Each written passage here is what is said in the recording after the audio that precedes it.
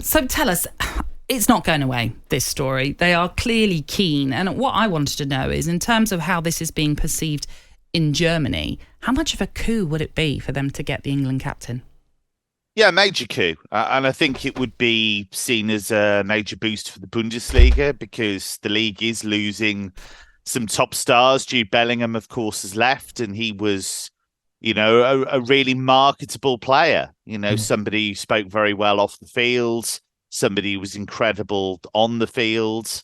And I think to get Harry Kane would be a big sign that Bayern are still a big, big draw. And I think you've got this weird thing in Germany because Bayern have been so dominant.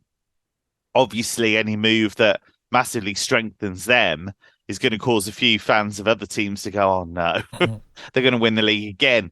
But I think in general, it would be seen as a massive coup for the league. And you have this weird thing with Bayern whereby even though domestically fans of other clubs don't necessarily want them to do particularly well, I think when they're in the Champions League, I think that does shift a bit because they have been so successful.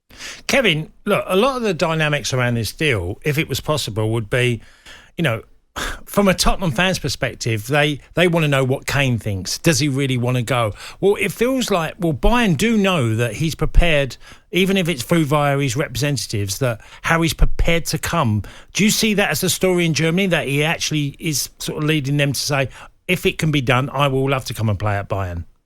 Well, I think that's been the case for a while in the sense that, I mean, if you look at some of the big kind of football outlets there, like Kicker and Bild, some of the pretty clued up journos out there have been saying quite consistently that Kane's up for the move. And if you look at it, Bayern are pretty well run generally. I know they had a bit of a wobble last season on and off the pitch, but generally they're pretty smart. They wouldn't be making numerous bids, meeting with Tottenham, wasting a load of time if they didn't think this was on. If you look at some of the other strikers they've been linked with, Rondal Colomouani at Frankfurt, that made a lot of sense. They've been linked with Osimhen, although I think he'd be too expensive maybe. But that's gone very, very cold. And that says to me that they genuinely believe they can get this done, and this is the only show in town for them. Now, how does it work in Germany, Kevin? Because some parts, and especially in France, with sign-on fees, the difference in English football is that you get paid. If you're giving us, say, £1 million sign-on fee, you get 25% each year of a 4-year contract. Is that likewise in Germany, or is it a complete sign-on fee all up front?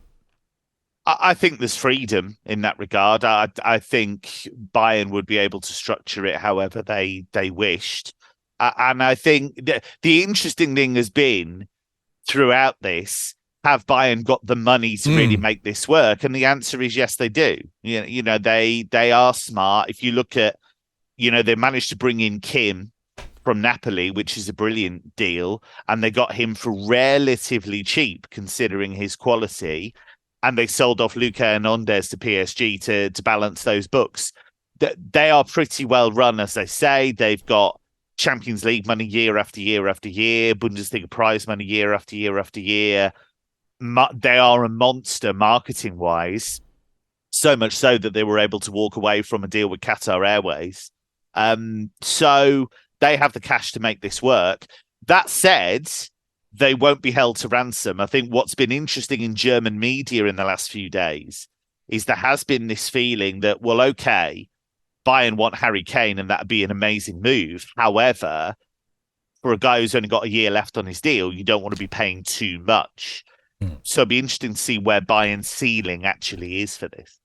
Well, it is interesting because the Sun today are saying that obviously, as we'd heard, Bayern wanted to spend around 60 million on him. Bear in mind, like you say, he only has 1 year left. Although the Sun are saying that it's Daniel Levy saying it's 100 million plus if you want Harry Kane, which I think would be a club record for Bayern Munich. Let's move on, shall we, to Aston Villa, who continue to make strides in the transfer market and heavily linked with Bayer Leverkusen's Moussa Diaby. How big a move could that be? They pull this off. It's quite a major coup, I think, because the feeling has always been if he was going to go, it was going to be to a Champions League club. He's been consistently linked with Arsenal. He's been consistently linked with Newcastle.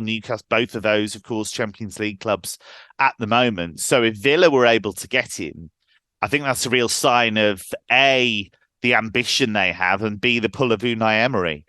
He's a guy that has been consistent in the Bundesliga in general. He's very exciting, mega quick, loves a shot.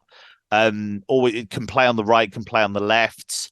He's very good cutting in off the right-hand side, scores goals, can rack up assists as well.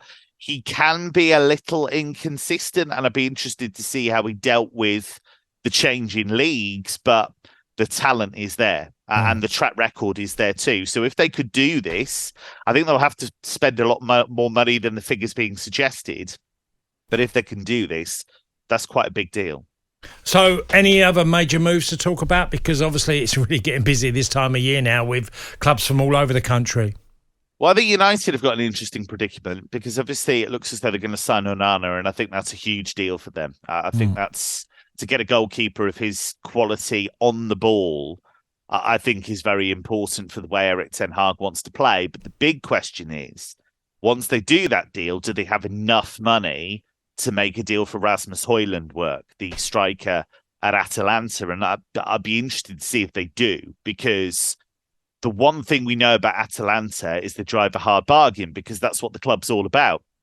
It's about identifying young talent, selling it on at the right price. And I saw this idea of a player plus cash deal.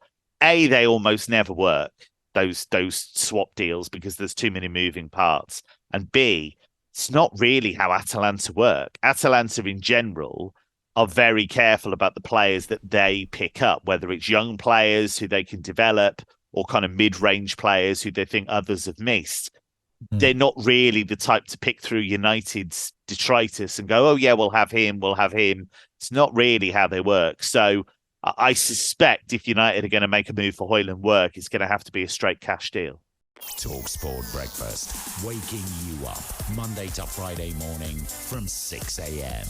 on AM, on DAB, via the talkSPORT app and on your smart speaker. talkSPORT.